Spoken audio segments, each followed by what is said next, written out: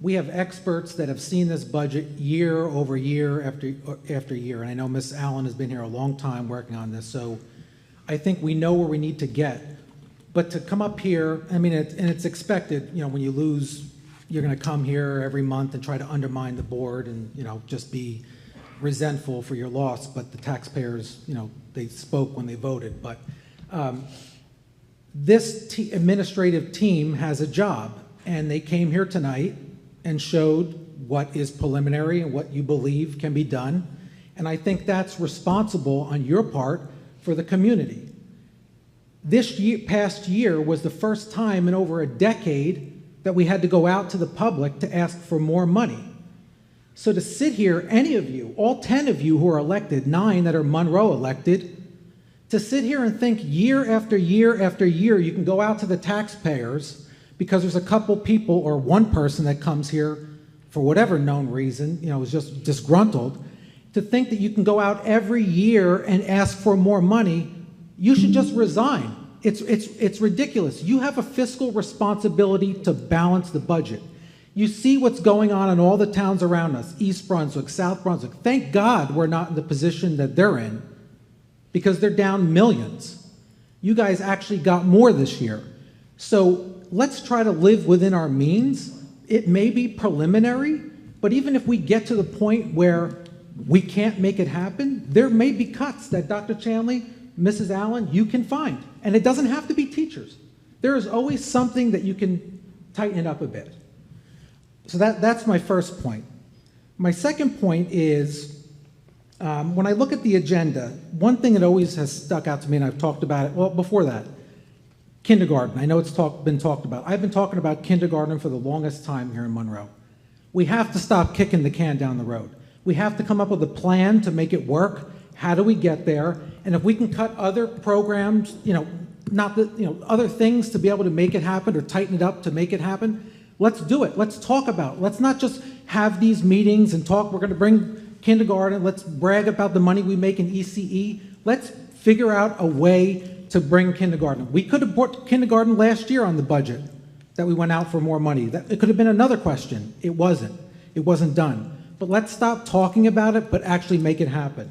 The last thing I wanted to talk about is, and I've talked about this before, when I see an agenda and there's a word retroactive, it always piques my interest in what is being asked from the board to go back and approve that may have been already, you know, accomplished or done in the district. And I know a lot of that is when you look at resignations or people go out for family leave. But there's an agenda item here, AY. So this question is for Dr. Chanley.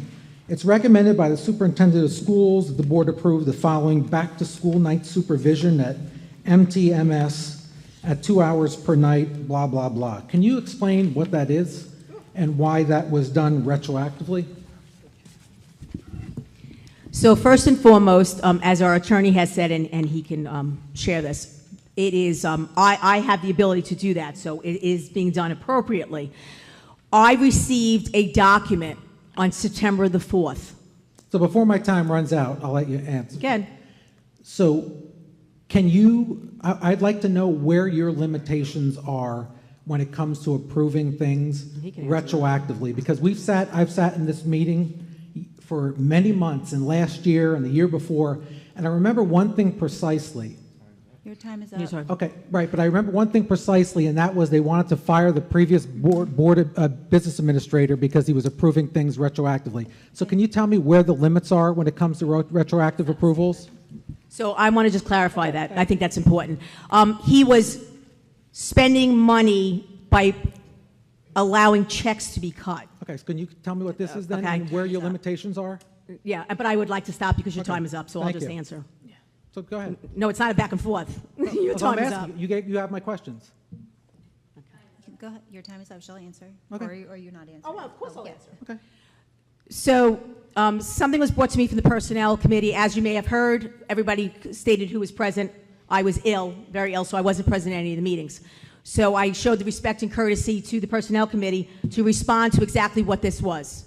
So apparently, and this is maybe the 3rd or 4th year that it's been approved, the middle school has 3 or 4 teachers, and I think in this particular case it might be 4 teachers at the hourly rate of 46 or 45, don't quote me, and change. And what happens is we ask parents to please come. We want you to be at back to school night. However, it's recommended, if possible, you leave your children home because we want the attention. So apparently, I guess, under the principalship of Dr. Higgins, because this was something that was changed, because I guess more and more parents were bringing the children, they had teachers working to supervise the kids, because as was stated by our attorney, you cannot have children in a classroom or in a building if they're not accompanied by their parents without having a certificated individual. So when I saw that this occurred, I immediately reached out to Dr. Higgins and said, can you tell me what this is and why this is being proved retroactively? I said to my secretary, can you give me the document? I received it on September the 4th. I signed it on September the 5th. As we know, there was no Board of Education meeting prior to that. I asked him why it was retro and why it wasn't provided to me in advance. And he said this was a situation in which we weren't sure of the date, so we couldn't post the position. Over the summer, teachers do not go on their email, nor are they required because they're 10-month employees, and therefore that is why it became retro. I take my job very seriously, and I take being responsible prudently and fiscally responsible. I do not like being compared to the previous business administrator. I just want to make that statement.